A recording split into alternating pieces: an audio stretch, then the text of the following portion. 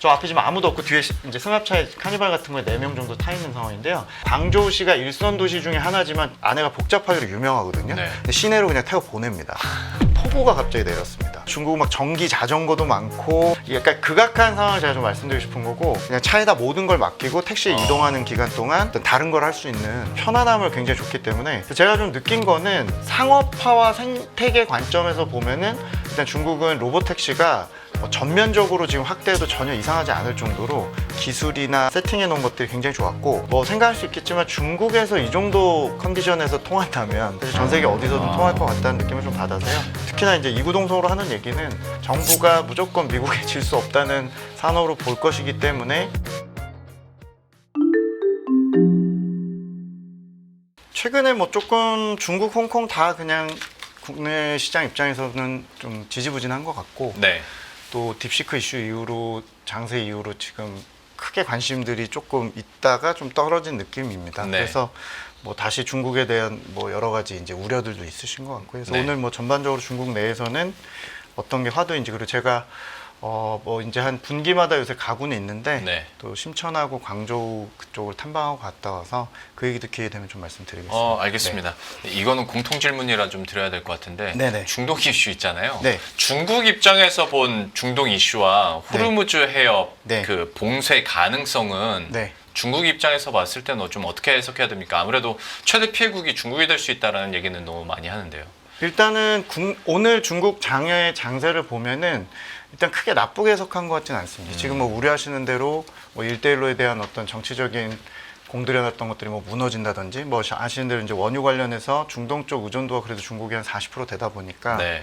아무리 우회 수출을 해서 가져온다 해도 타격이 있을 거다, 이런 식인데, 사실 오늘 중국 장세를 보면은 정유주나 해운주나 이런 쪽이 굉장히 급등을 하면서 네. 수혜주는 찾고 있는데 이게 딱히 아직 피해주를 이렇게 찾는 분위기는 아닌 것 같고요. 네. 제가 해석할 때는 중국은 어찌 됐건 간에 지금 물가가 안 오르고 있고, 내부적으로 이제 재고 부담이나 전반적으로 생산에 대한 어떤 부담이 이렇게 높지 않고, 물가에 대한 부담이 높지 않다 보니까 네. 단기적으로는 일단 시장은 어느 수혜주들이 있을 거냐, 이런 쪽에 해석이 좀 있는 것 같고요. 제가 그쪽 전문가는 아니지만 개인적으로 생각할 때는 일단 아주 치명적인 전쟁 위기로 가지만 않는다고 가정을 하면, 중국 입장에서는 현재는 경제적인 충격은 분기 이상 단위로는 좀 크지는 않지 않을까라고 좀 일단은 보고 있습니다. 알겠습니다. 네. 그러면 오늘 준비하신 내용으로 최근에 중국이나 홍콩 증시에 지금 현재 최대 화두는 그러면 뭡니까? 최근에 이제 가장 중국에서 관심을 모았던 거는, 제가 이제 2주 전에 중국 갔을 때도 중국의 엑스펑이라고 해서 이제 샤오펑이라는 전기차 업체도 가고, 저희가 네. 이번에 휴머노이드 로봇이나 이런 다양한 테크 기업들 뒤늦게라도 좀 갔다 왔는데요.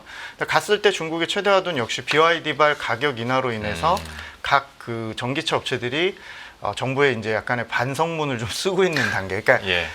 최대 화두는 결국에 3분기를 앞둔 중국 입장에서 또다시 경기가 불균형한 상태고, 내수가 떨어지는 상황에서 수출이 만약에 이제 앞으로 계속 밀어내기로 버티다가 떨어지게 되면 이제 가격 쪽에서 오는 우려들. 그래서 저는 이제 최근 자료를 통해서도 전기차나 주택 시장이나 다 지금 다 비슷한 상황인데, 반복적으로 그러니까 악성 가격이나 경쟁을 계속적으로 하고 있고, 좀 무리한 프로모션을 통해서 이제 가격들이 떨어지다 보니까, 중국에 대해서 제일 우려하시는 것 중에 이제 궁극적으로는 중국 기업들의 마진율, 네. 또 중국이 독점이 없고 이렇게 이제 너무 극악한 경쟁에 처해 있다 보니까, 최근에 이제 앞으로 또 화두가 될 이슈라고 제가 생각할 때는 3분기까지는 이제 중국발 박리담의 한계 때문에 이 가격 쪽에서 각 산업들이 이제 실적들이 좀 부진한 그런 이슈들이 좀 화두가 되지 않을까라고 좀 판단을 갖고 있습니다. 근데 부양책 효과는 어느 정도 좀 먹히고 있는 거 아니었습니까? 그러니까 사실은 올해 상반기에 중국이 수출하고 생산이나 민간 소비가 상대적으로 괜찮아서요. 네. 이제 믿지 않으신 분도 있지만 어쨌건 성장률이 표면적으로 이제 생산 기준으로는 예. 5% 정도가 나올 것으로 예상이 되고요. 그럼 이제 중국 정부가 5%가 자기네가 목표라고 했으니까 실질적으로는 상반기 어느 정도 성공했다고 볼 수 있을 수는 있는데, 재정을 그렇게 세게 쓰지도 않았을 뿐더러 이게 이제 앞으로 하반기에 중국이 재정을 쓰긴 하겠습니다만, 크게 보면 여전히 가격이 떨어지고 있고 물가가 낮다 보니까, 예를 들면 소비 같은 경우도 최근에 굉장히 회복을 하고 있는 편인데도, 네. 그 아시는 이구안신 같은 보조금을 주는 영역만 이제 판매가 굉장히 잘 나오고 판매가 나오는 것도 Q가 잘 나오는 거지 사실 P는 그렇게 오르지 못하는 상황이다 보니까 네. 중국 정부 재정 정책은 앞으로 이제 좀 더 강화되겠지만 안타깝게도 중국 정부는 대단히 무리할 생각이 상반기에 없었고 이제 3분기에 본격적으로 뭔가 수출 지표나 지표들이 좀씩 떨어지게 되면 좀 뒤늦게 나올 가능성이 좀 있기 때문에 저희가 뒤에서 이제 결론을 말씀드리겠지만 중국 증시나 홍콩 증시에 관심이 있으시다고 가정했을 때는 이번 7, 8월 달에 조정 압력을 조금 보셔야 될 것 같고 그 조정 압력 하에서 이제 어떤 것들을 이제 혹시라도 살 거냐 이런 이제 어떤 트레이딩 전략으로 좀 넘어가지 않을까 이렇게 생각을 좀 갖고는 있습니다. 그러면 이야기 빌드업은 해야 되니까 그것부터 한번 여쭤볼게요. 네. 그 전기차 관련해서 박리담의 한계에 대한 이야기를 해주셨는데 그러면 이게 구체적으로 어떻게 문제가 된다는 겁니까? 사실 최근에 BYD의 뭐 재무적인 문제 재고가 엄청 쌓였고 최근에 이제 밑에 이제 부품사들에 대한 갑질 논란이라든지 또 가격 인하를 이제 후려치기 시작을 하면서 5월 하순부터 그 BYD가 이제 1등 기업이고 압도적으로 내수 해외 다 1등하고 있는 기업인데도 불구하고 너무 지나치게 또 프로모션을 시작을 하니까 이제 매입 채무도 많고 부채 비율에 대한 우려들 여러 가지 이제 겹친 것 같습니다. 근데 저는 사실은 이게 요 3년 동안 반복되는 게 기업들의 할인율이 이제 지나치게 높고 이제 침투율이죠. 그러니까 전기차 침투율 자체가 이 시장 예상보다 빠르게 이제 5, 60%까지 올라가다 보니까 다들 지금 전기차에 붙어 있잖아요. 네. 그래서 앞으로의 물론 경쟁은 자율주행이나 또 새로운 쪽으로 가겠습니다만 완성차들 입장에서는 극심한 이제 가격 경쟁에 처해 있는 상황이고 최근에 동향을 좀 말씀을 드리면 5월 달에 BYD발 가격 인하 전쟁이 시작이 됐고 또다시 이제 6월 달에도 완성차 업체들이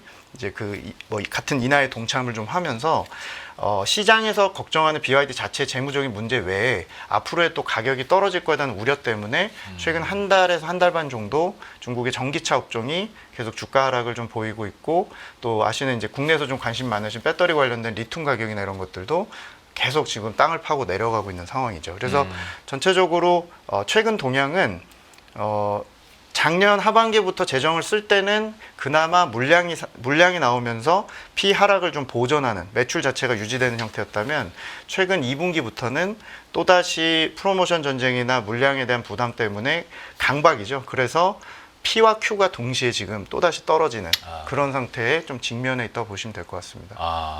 산업적인 측면에서는 이렇고 부동산 시장 쪽에서는 그러면 저 비슷한 얘기인데요. 사실 중국 부동산 안 좋은 얘기야 뭐 저희가 3, 4년째 지금 네. 하고 있고 저희가 이제 기본적으로 갖고 있는 뷰는 4년 정도의 하락 이후에 주택 가격의 경우는 대도시의 경우는 이제 올해가 바닥 확인 정도는 할 것 같다. 뭐 건설 경기는 내년이나 가야 되겠습니다만 바닥은 왔다라고 좀 말씀드리고 있는데 최근에 중국의 그 부동산 매매는 착공이나 입주에 대한 불안감이 너무 크다 보니까 그냥 구축이나 기존 주택을 매매하는 형태의 전략으로 바뀌었는데 작년 9월부터 한 6개월 동안은 열심히 이 금리를 낮기 때문에 이제 매매는 많이 생겼습니다. 가격은 내려갔지만 이제 물량으로 역시 박리담을 했고요. 근데 이제 가격이 어느 정도 하향 안정화되는 듯 했다가 또 최근 2달 동안은 기존 주택 매매도 떨어지고 다시 가격도 전월비긴 합니다만 한참 6개월째 이제 낙폭을 줄이다가 또다시 한두 달 동안 또 가격이 떨어지는. 그래서 이게 전기차가 대표적으로 이제 신흥 제조업의 대표 주자고 공급 과잉 논란이 있지만 어쨌건 정부가 육성했던 분야고 이제 내수 쪽에 이제 한 축이라고 할 수 있는 부동산 주택 시장도 정부가 이제 규제를 했지만 이제 내수의 한 축이라고 볼 수 있는데 두 개 다 산업이 똑같습니다. 결국엔 중국은 이제 장기적으로 보면 일본에 대한 우려를 하시는 거고 이제 계속 가격 인하 자체가 좀 고착화되는 논란이 좀 반복이 매년 되고 있고 올해 또 3분기가 시기적으로 이제 경기가 조금 이제 QOQ나 분기로 떨어지는 시점이다 보니까 시장에서 아마 7, 8월 달에 중국 기업들의 이익에 대한 어떤 추정치를 좀 높게 가져가기가 좀 어려우시지 않을까 이렇게 생각을 좀 갖고 있습니다. 저 이거 몰라서 그러면 신규 착공 같은 경우에는 계속 그러면 슬로우 다운 되고 있는 겁니까 중국에서는? 착공은 계속 마이너스 한 10에서 20%대 유지가 되고 있고요. 저희가 선행 지표로 봤을 때는 올해 여름 정도면 뭐 건설 경기도 3년 반의 대바닥은 좀 있을 것 같은데 문제는 우리나라랑 좀 다르게 이제 우리나라는 이제 가계 부채 때문에 이두저도 좀 못하는 상황이지만 사실 중국은 가계는 자발적으로 그냥 집을 안 산 거고 빚을 안 일으키는 거고요.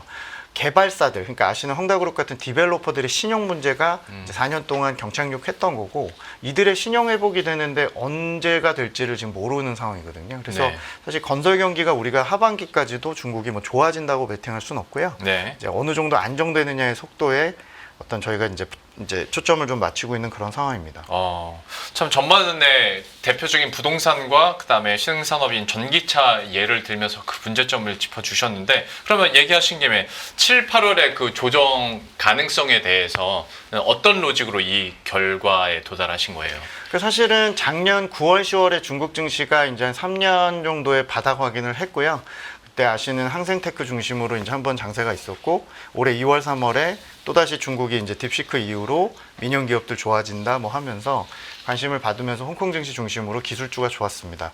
최근에 2달 동안 이제 미국도 좋았고 또 한국도 워낙 좋기 때문에 시장에서 중국 포지션이 많지 않으셨을 거고 중국의 최근의 동향은 그냥 증시는 그냥 저냥 유동성 과잉 상태에서 초과 유동성을 좀 반영한 상태인데 저희가 이제 혹시라도 최근에 이제 저희가 일선 지점이나 네. 일부 이제 자산 배분하는 쪽에서는 중국 관심은 좀 있으십니다. 그러니까 미국의 뭐 대항마나 이런 측면이 아니라 네. 중국도 조금 지켜보자. 물론 이제 이거는 개별 종목 차원이죠. 그러니까 뭐 중국의 자율주행 로보택시 또 뭐 최근에 스테이블 코인이나 여러 가지 소비주 이런 것들 좀 보시는 건데 혹시 이런 타이밍을 좀 잡으신다면 이번 3분기의 조정 가능성을 좀 보시면서 개별 종목을 좀 보실 필요가 있다고 저희가 말씀드리는 게 일단 중국에 대해서 저희가 3분기에 뭐 경기가 대단히 나쁘거나 어떤 굉장히 안 좋은 이벤트가 있다라기보다는 저희가 항상 매년 중국의 수급이나 경기 패턴을 보면 3분기가 좀 극심하게 좀 공백기거나 좀 비수기인 경향을 좀 갖고 있고요. 예. 이번에도 그 비수기 패턴을 이기긴 좀 어려울 거라고 생각을 갖고 있고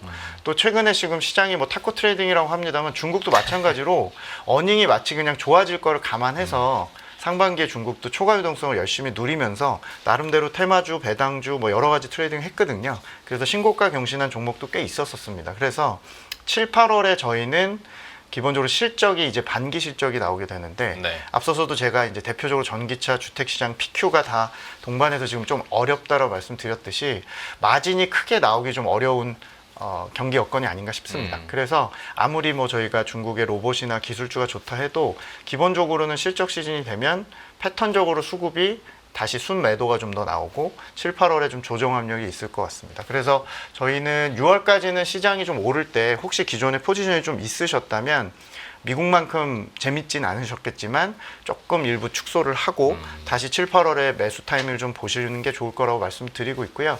지수 조정폭이 뭐 대단히 뭐 본토가 크거나 그럴 것 같진 않고 오히려 홍콩이 조금 더 반영했던 것들 좀 뱉을 가능성이 좀 있다고 생각을 합니다. 다만 저희가 이제 방향으로 볼 때 내년 상반기까지는 이제 구조적으로 좀 개선되는 그 큰 맥락에서는 좀 이어질 수 있다고 보고 있기 때문에 7, 8월에 이번에 수급이나 여러 가지 이제 어떤 조정 실적이 나올 때 조정 타이밍을 이제는 어떤 줄이는 타이밍보다는 줄여놨다가 다시 사신다고 했을 때 타이밍으로 보실 필요는 있다라는 얘기를 좀 드립니다. 혹시 지금도 유동성이 본토에서 홍콩 쪽으로 많이 흘러들어가는 것 같아요? 네, 맞습니다. 지금 중국이 큰 틀에서는 1%가 안 되는 예금금리 하에서 네. 그 은행에 박혀있는 이 수많은 돈들이 해외 투자를 할 수 없잖아요. 네. 그래서 중국의 여러 가지 이제 그 논리를 가지고 본토의 자금이 홍콩으로 계속 꾸준히 내려가고 있습니다. 처음엔 기관이었고 그 다음 단계에는 좀 냄새를 맡은 이제 고액자산가들 또 기관에게 이제 맡긴 개인들의 자금들이 홍콩으로 좀 내려가서 계속적으로 트레이딩을 하고 있고요. 저희가 이제 계속 반복적으로 말씀드리는 게 올해 내년에 중국의 홍콩의 IPO 시장도 굉장히 좋을 것 같고 네. 그 IPO 시장이 이렇게 좋은 이유도 결국에는 기업들이 내려가는 것도 있겠습니다만 본토 자금의 영향력이 좀 커지면서 장기적으로는 중국화됐다는 거를 얼마나 좋게 보실지 모르겠지만 기본적으로 중국은 홍콩 주식시장이 좀 할인돼 있다는 시각을 좀 갖고 있고 계속 해외 투자의 대안으로서 이제 그 홍콩을 보고 있기 때문에 구조적으로는 본토 자금의 어떤 수급적인 요인들이 홍콩을 조금 더 장기적으로 좀 좋게 만드는 그런 내년까지는 그렇게 보고 있는 상황입니다. CATL만 보더라도 깜짝 놀랐습니다. 유동성이 사실은 정말 많구나. 그쵸 상반기에 네. 제일 큰 거물이었고요. 네. 하반기도 사실은 굉장히 많습니다. 한 150개 정도 지금 줄을 서 있는데 네. 뭐 이름을 들어보셨을 만한 기업들은 뭐 항서제약이나 최근에 이제 음식료의 무슨 해천미업이라는 업체도 있었고 또 하반기엔 로봇, 뭐 화장품, 또 각종 이제 이브 에너지라고 해서 이제 중국의 2, 3위 정도 하는 이제 배터리 업체들 네. 이런 애들도 지금 상장을 좀 앞두고 있습니다. 알겠습니다. 그리고 방금 저희 제작진이 파트장님 자료 엄청 많이 준비했는데 하나도 안 보여주신다고. 근데 저희가 처음부터 다시 시작할 수는 없고 하니 얼마 전에 중국 다녀오셨다고 하셨잖아요. 네. 그러면 다녀오셔서 구하신 인사이트를 자료와 함께 네. 한번 보도록 하겠습니다. 소개를 해주시죠. 네, 제가 여기 장표 좀 띄워주시면은 제가 뭐 부탁만 많이 드리고 말만 했던 것 같습니다. 장표 조금 보여주시겠습니까? 요 종목들이 이제 6개인데요. 저희가 국내 이제 굴지의 큰 기관들, 운용력들 모시고 같이 이렇게 탐방을 갔습니다. 그래서 6개 업체입니다. 자율주행 업체 2개 업체에서 포니 AI랑 위라이드라는 업체가 있습니다. 이거는 이제 미국 ADR이고요. 그리고 중국의 이제 뭐 테슬라라고 불리는 엑스펑, 그러니까 샤오펑이라는 업체 전기차 자율주행 시승하고 왔고요. 중국 이제 로봇이 워낙 화두가 되고 있는데 저희가 이제 만난 업체는 홍콩에 상장한 이제 전체 휴머노이드 로봇 자체 만들고 있는 유비텍이라는 업체랑 또 중국의 이제 산업용으로 쓰고 있는 이제 기계 손 같은 거죠. 이렇게 도봇이라는 업체까지 만나서 그리고 이제 여기에 또 이브톨, 그러니까 저공 경제 관련해서 드론 상업화를 지금 하고 있는 이양이라는 업체도 좀 만나고 왔습니다. 네. 제가 뭐 이거를 개별 종목을 제가 뭐 섹터 애널리스트처럼 말씀드리고 싶은 건 아니고 네. 가서 좀 제가 전략가 입장에서 체감하고 실제 시승을 하고 눈으로 본 이제 좀 체감을 좀 말씀을 드리고자 하는데요. 예. 일단 제가 산업단에서 조금 봤을 때 실제 체감이나 직접 느낀 느낌으로 보면은 여기 장표 조금 띄워주시면 이 사진인데요. 요거는 이제 저희가 광저우시에 가가지고 위라이드라는 업체, 오늘도 지금 기사에 위라이드가 미국에서 이제 홍콩으로 또 재상장한다는 얘기가 좀 있는데요. 이 업체에 이제 시승을 한 좀 장면인데요. 일단 제가 그 고객들하고 저만의 체감이 아니고 기본적으로 한 9명 정도 같이 체감한 느낌에서 그냥 IR이 명함도 받을 시간이 없게 그냥 차에 태워서 광저우시가 일선 도시 중에 하나지만 진짜 안에가 복잡하기로 유명하거든요. 네. 근데 시내로 그냥 태워 보냅니다. 태워 보내서 네. 저희는 그냥 약간 놀이기구 타는 마음으로 사실은 들어갔는데 저 앞에 지금 아무도 없고 뒤에 이제 승합차에 카니발 같은 거에 4명 정도 타 있는 상황인데요. 폭우가 갑자기 내렸습니다. 폭우가 내리고 막 아시겠지만 중국 막 전기 자전거도 많고 네. 끼어들기 지금 오른쪽에서 막 끼어들고 있는 상황이고 그냥 가로질러서 그냥 오시는데요.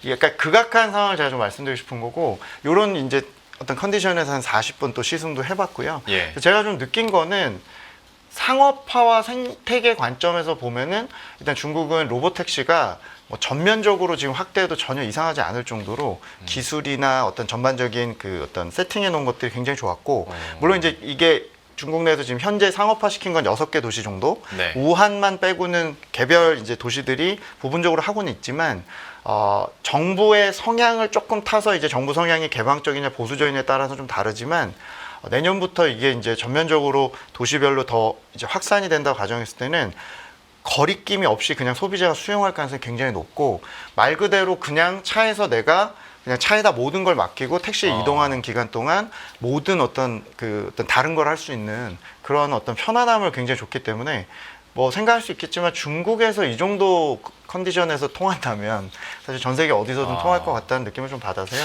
저희 자율주행 업체마다 좀 다르긴 하겠습니다만은 마일리지는 많이 쌓였습니까? 중국 업체들도 자율주행 관련해서? 그렇죠. 저희가 사실은 그 샤오펑이나 이런 업체에 가서도 뭐 사실상 FSD 기능 같은 완전 거의 L4에 예. 가까운 수준의 이런 자율주행도 경험을 했는데 뭐 저희가 이제 시승을 하고 느낀 바로는 가장 이제 그냥 비전 온리로 그냥 사실 라이다나 뭐 특별한 그런 거 없이 카메라로 보고 있는 상황에서 저희가 이제 뭐 샤오펑 그런 전기차도 했는데 그러니까 기본적으로 플랫폼 경쟁이 너무 격화되다 보니까 그냥 기능이 계속 빠르게 업데이트가 되고 있고 근데 정부가 그냥 여기서 시행하는 것들에 대해서 좀 더 우리보다는 빠르게 풀어주다 보니까 상당히 기술력이 그냥 체감적으로 굉장히 좋다는 느낌을 좀 받았고요.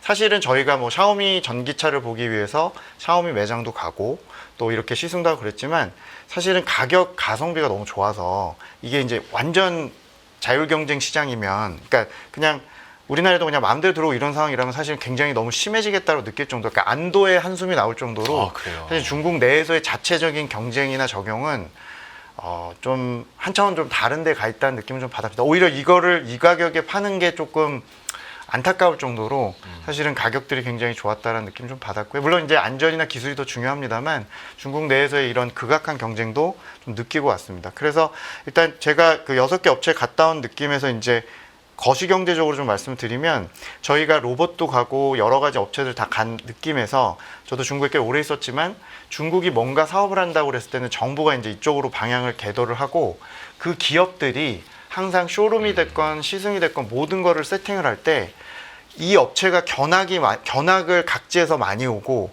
국유 기업들이나 간부들이 많이 오는 기업들은 티가 나거든요. 네. 그러니까 그게 다 과잉을 만드는데 그 초입 단계로 보이는 회사들이 너무 많았습니다. 그러니까 저희가 이번에 갔던 드론 업체나 뭐 갔던 기업들이 다 이제 본사를 이전 중이고 확장을 하고 있고 막 간부들이 막 버스를 타고 대동해서 줄줄이 계속 오는 장면들이 내년에 5개년 계획이 중국이 또 새로 시작을 하는데 예. 엄청난 버블과 과잉을 또 만들 수도 있겠구나라는 느낌을 좀 받았고요. 실제로 느낀 거와 고객들의 피드백으로는 휴머노이드 로봇은 저희가 걱정했던 것보다는 동영상 대비해서는 조금 떨어지는 느낌을 받았다면 오히려 여러 가지 생태계나 느낌 바로는 로보택시가 굉장히 더 좋았고 중간에 이제 자율주행이나 이런 것들은 저희가 물론 특정 샤오펑이라는 업체만 좀 계속 시연을 하고 온 거지만 네. 기본적으로 굉장히 가성비가 좋고 이 소프트웨어 경쟁이나 플랫폼 자율주행 경쟁으로 완전히 넘어갔다라는 느낌을 좀 받아서 나름대로 굉장히 의미 있는 체험이었던 것 같습니다. 원래 뭐 중국에서는 뭐 다 그런 건 아니겠습니다만 한 100개 업체 다 이렇게 경쟁시켜 놓고 그 중에서 한두 개 살아나면 걔가 글로벌 탑티어 되고 그런 경우들이 많았었는데 야, 자율주행 쪽으로도 놀랍다고 얘기를 해주셨고 저 궁금했던 게 그 휴머노이드 로봇이었거든요. 네, 저는 네, 네. 유튜브 영상 보고 좀 충격받은 쪽이어가지고 네. 근데 막상 가봤더니 그 정도는 아니더라. 그러니까 제가 갔던 업체가 이제 유니트리는 비상장이라서 네. 상장 업체 중에 유비텍을 갔던 거고요. 뭐 당연히 저희가 보는 관점이 좀 다를 수 있는데 같이 갔던 저희 그 운영력들은 이제 뭐 보스턴 다이너믹스도 보고 미국 쪽 기술 좀 보셨기 때문에 그냥 느낌적으로는 정부 지원에 대한 기대감이 크고 정부 지원이 부럽고 이런 부분이 있지만 실제 구동되고 이러는 것들 지금 사진도 좀 잠깐 띄워주시면은 뭐 구동되는 것들 좀 봤을 때는 그렇게까지 어떤 감동적이진 않았어요. 제 개인적인 뭐 체감이고요. 네네. 이 기업들은 어차피 그런 건 상관없이 포트폴리오 늘리고 계속 전폭적인 정부 지원하에 뭔가 믿고 있는 경향이 있는데 약간 일단 실물은 조금 차이가 있었다는 느낌입니다. 다만 이제 각 그 로봇 업체들 여러 군데 갔습니다만 오히려 그냥 여기 다음 페이지 잠깐 보여주시면 이렇게 산업용 로봇 같은 것들 하는 업체들도 있어요. 뭐 육각으로 이렇게 육절로 이렇게 해서 하는 업체들 봤는데요. 이런 업체들은 진짜 가성비가 너무 좋아서 그냥 이제 중국도 서비스업에 요식업이나 여러 이제 분야에 이제 기계가 도입이 되고 하는데 그냥 생산 라인 짜듯이 이렇게 대규모로 막 어렵게 제작할 필요 없이 그냥 이 기계들 그냥 딱딱 넣어가지고 국내에도 이제 사실은 음식 업체들이 좀 와 있는 업체 그 어떤 브랜드긴 한데 상당히 기술력도 좋고 가성비 전략으로 가고 있다는 느낌을 좀 받아서 좀 뭐랄까 중국의 다양한 로봇 업체들이 조금 다양한 전략으로 접근을 하고 있었고 특히나 이제 이구동성으로 하는 얘기는 정부가 무조건 미국에 질 수 없다는 산업으로 볼 것이기 때문에 통합된 로봇 지원책을 기다리고 있었고 이번 이제 올해 가을쯤에 당대회를 통해서 로봇 관련해서 각 지역별로 나와 있는 정책을 좀 이렇게 통합하고 규합해서 정책이 조금 더 나올 것 같다. 뭐 이 정도의 이제 기대감들을 이제 전략가 관점에서 조금 듣고 왔습니다. 직접 중국 가서 체험하고 경험하신 부분들을 또 사진과 함께 생생하게 얘기를 해주셨고 마지막으로 워낙 이게 날려가지고 그리고 앞에서도 얘기를 많이 했기에 중국 쪽은 어떤가 싶어서 한번 여쭤보겠습니다. 중국의 스테이블 코인 있잖아요. 내부적으로 논의 중이다라는 뭐 뉴스까지는 제가 보긴 했는데 실제로 중국의 스탠스, 그러니까 비트코인은 금지를 하더라도 스테이블 코인 쪽으로는 좀 보고 있는 것 같긴 한데 실제로 좀 진행 상황이 어떻습니까? 저희가 다음 달에 아마 홍콩 거래소랑 뭐 홍콩 쪽을 좀 더 요걸로 갈 것 같긴 한데 그냥 제가 얄팍하게 말씀 좀 드리면 기본적으로는 홍콩을 통해서 이제 하게 되는 건데요. 8월 1일 날 이제 스테이블 코인 조례라는 거를 홍콩 당국이 이제 통과를 시켰고 오늘도 이제 얘기 나온 거는 본인들이 이걸 열심히 하겠지만 기본적으로 이번 조례 통과 이후에 이제 이 발행하는 거에 대해서는 조금 까다로운 어떤 기준을 좀 적용할 거다라고는 하고 있습니다만 결국에는 홍콩 달러나 또 홍콩 자체의 달러 그리고 역의 위안화의 중심으로서 홍콩 중심으로 이걸 키우겠다는 그 의지는 강한 것 같고요. 네. 최근 2달 동안 중국 내에서 딱 2가지 테마가 좋았거든요. 그 라부부로 불리는 그 팜마트라는 중국의 신소비 네. 캐릭터 업체 그리고 이 스테이블 코인 관련주들이 굉장히 수혜를 많이 보고 있는데 뭐 발행사나 저희가 유통사 여러 군데 지금 수혜주들을 이제 계속 스터디를 하고 있습니다만 8월 달에 조례 통과를 앞두고 이제 어느 정도 테마성 트레이딩이 좀 활발해지는 것 같고 홍콩에 대한 저희가 생각이 계속 본토 자금이 몰리고 홍콩을 이제 생각하는 중국 정부의 이제 스탠스가 홍콩을 나름대로 이제 국제화 뒤늦게라도 국제화로서 이제 작동을 시키려고 하고 있기 때문에 스테이블 코인 자체는 이번 8월 달 이후에 이제 첫 승인이 나는 어떤 기업들이 이제 이 승인이 나서 발행을 하는지를 좀 보시게 되면 9월까지는 계속적으로 화두와 관심이 좀 높아질 것 같고, 궁극적으로는 홍콩을 통해서 이제 가상화폐 대안으로서, 그러니까 내부적으로 이제 본톤 다 막는 상태니까요. 말씀하신 대로 홍콩을 통해서 이렇게 좀 할 것 같습니다. 그래서 다음 달엔 저희가 이제 7월 달에는 홍콩을 직접 가서 뭐 이런 발행 업체도 좀 만나보고 얘기를 좀 드려볼 계획입니다.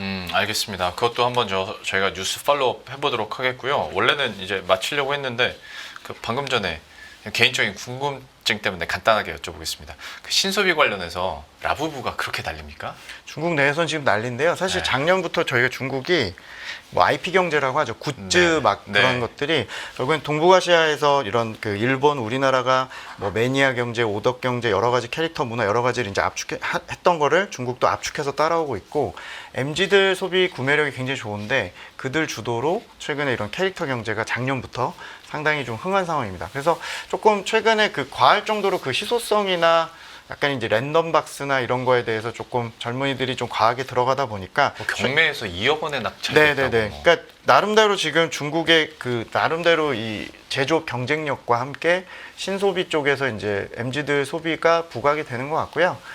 이것도 역시 조금 일부 버블이 있다고 저는 개인적으로 생각을 하는데 관련 기업들이 지금 우후죽순 생기고 있고, 네. 실제로 내년까지 중국의 실버 산업이랑 MZ들이 주도하는 이런 그 신소비 관련 테마는 죽지 않을 것 같기는 해요. 그래서 네네. 제가 뭐 특정 팜마트 이런 거를 떠나서 MZ들이 주도하는 뷰티나 또 이런 캐릭터 관련된 부분들, 또 외식이나 여행 이런 것들은 계속 신소비로 불리지 않을까 생각을 합니다. 이게 중국 소비가 전반적으로 침체라도 기존에 이제 5, 60대가 주도했던 기성층이 주도했던 부분은 부동산 붕괴로 인해서 이제 구매력이 안 나오지만 MZ들의 구매력은 최근에 중국 내에서 나름 자기 소비 성향을 갖고 이제 가져가고 있기 때문에 한 2, 3년 정도는 신소비 테마가 또 중국 내에서 나름대로 계속 부각이 될 것 같습니다.